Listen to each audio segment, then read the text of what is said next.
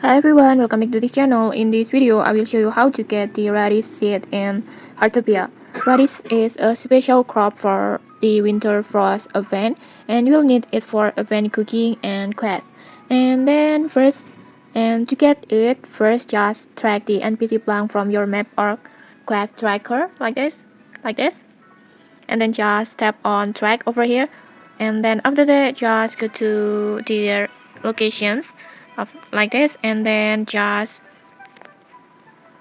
right now Wang is located at Unseen Mountain, and once you arrive just talk to Black like this, and then after that just tap on the gardening store like this, and then next just select the white radish seed, this one, and then adjust the amount that you want to buy, and after that just simply tap on purchase, for example like this. Now you can start planning and preparing for the winter frost event. And okay, maybe that's it. If you found this helpful, don't forget to like, comment, and subscribe for more tutorials. Thanks for watching, and see you.